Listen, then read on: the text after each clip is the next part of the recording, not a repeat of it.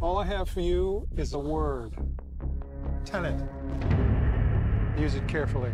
Audiences have never seen anything like this before. It's a swift, kind of action-packed adventure movie. There are certainly images that I have never seen before on screen. It's a really hair-raising, high-stakes thriller from an extraordinary filmmaker. To do what I do, I need some idea of the threat we face. Tenet is an espionage story. It's a classic spy story. I grew up loving spy movies, but to make it sing to today's audiences, I sort of felt like for me to really engage with it, I wanted it to have bigger possibilities. Time travel? No. Inversion? Well, the film deals with this concept of inversion, which is the idea that the entropy of an object or a person could be reversed. It's very much cinematic. It's something that you have to see on the screen to fully engage with. Aim it and pull the trigger. You're not shooting the bullet, you're catching it. Whoa.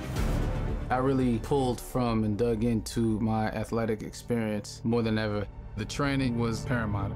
Nobody's ever thrown an inverted punch before, so how do you make that real life, you know? He had incredibly complex fight sequences. We definitely pushed him to his limits. Right. It was intense. That's what was so exciting. These moves we've never seen before. I mean, these stunt guys who've been around a long time, they were learning, which was the fun challenge of it all.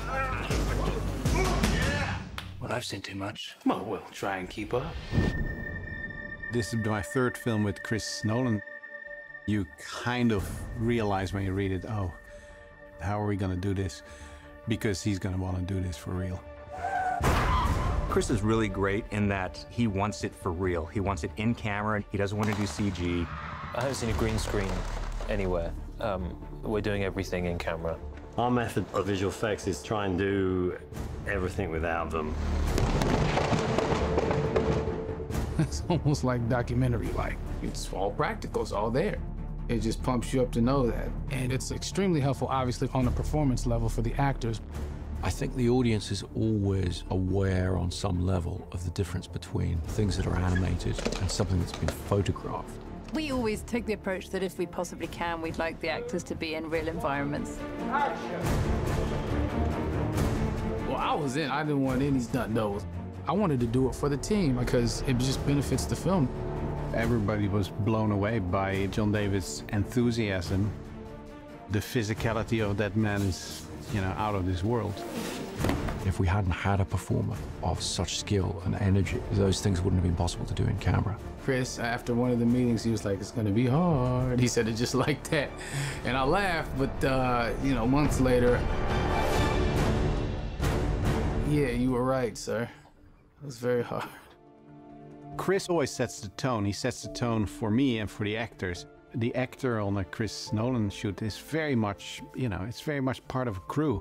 Do you feel the sense that this is someone who's telling the story this way because that's what he passionately believes in? This man, he just stands there. I don't know how he does it. He's right there. His involvement is more than 100%. He really loves it. He can just keep shooting. The rain's coming down. He's like loving it. You lose the right to complain about anything. I mean, it's a good move on his part. It's infectious. You can't help but to want to keep going and give it your all. Every film, you're trying to challenge yourself because you're trying to give something new to the audience. You do that by building on what you've done in the past. Every production we have came a step further, and every production has more and more sequences in it that we chose to shoot on IMAX. At this point, they're sort of the workhorse for us, which is really funny because when we first started shooting with them, it was such a big deal. It's a very imposing camera. It feels very important when you're shooting something on IMAX. There's a nice pressure to it. It kind of makes you bring your A game pretty quickly because you know that this film is kind of precious.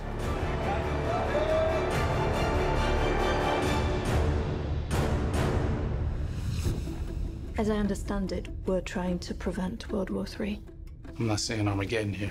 No. Something worse. The international component of Tenet is very important to the story because it's really about threat to the entire world. Chris always envisioned this film as a sort of globe-trotting action epic, and obviously the best way to do that is to actually travel yourself. It definitely plays into the sort of scope of the film. You know, it enlarges the canvas. We were going places during the busiest times, summer in Amalfi, monsoon season in India. Prep on this film was really complicated because we were based out of LA and making plans for all these huge action set pieces all over the world. We shut down an 8-kilometer freeway for 3 weeks, had hundreds and hundreds of extras and cars and stuntmen driving on it, doing great action. That was a first for me. When will we ever be able to do this in life? You know, to shut down a whole entire freeway. It defined the scale of it. You know, in the end, what you see as an audience is a fragment or is a shot, but you are filming a reality. You know, you want to buy into that reality. So in that way, relocation always helps a lot. To be actually in the thing, to feel the thing physically move around you or feel the boat rock under you, it just obviously organically feeds the truth of a performance. It goes for his sweet spot, which is how do you make great cinema? Not just tell stories in pictures, but how do you make the experience of cinema?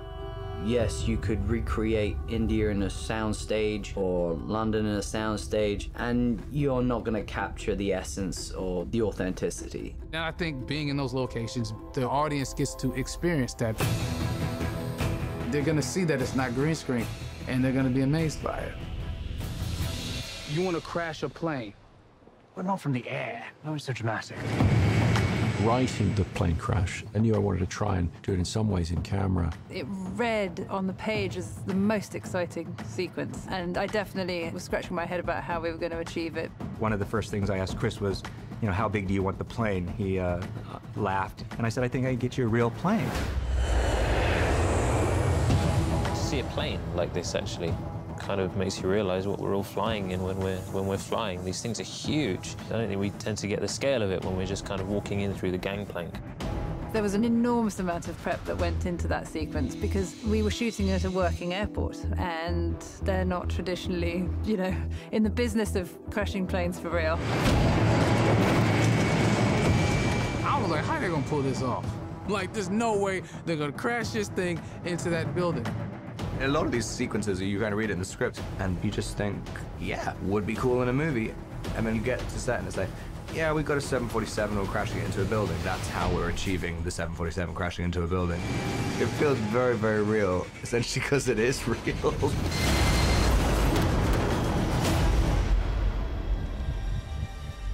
Don't try to understand it. Feel it. With Tenet, I'm hoping to really give the audience a reason for reapproaching action cinema so that they get some of that sense of excitement that I had when I was a kid watching the first spy movies I saw. I'm hoping that this gives people a sort of ultimate cinematic experience. You feel you've been taken through a story, but you also feel you're part of a story. That's what's wonderful about his films. You just get transported into a different world. And that's what cinema is to me. It has to transport you. It has to be larger than life. I mean, it's the biggest movie anyone's ever done ever. No one's doing this stuff, and I don't think they ever will again. Nobody can really hold a candle to what Chris does, which is create this epic tale of survival and in it thread an incredibly human story. I think you're seeing Christopher Nolan inspired. You're going into an experience that you never had before in the cinema. It's a brilliantly calculated, precise, controlled, amazing story that's also completely out of control. Once you're on the ride of Tenet, you're going to have to really hold on to your seat. How would you like to die? Oh. You chose the wrong profession.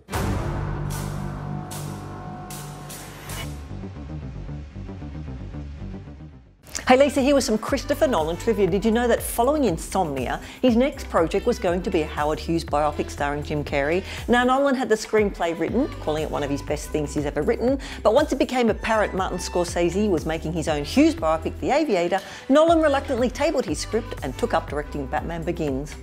Now, do you like my shirt? You can get one for yourself in the link in the description.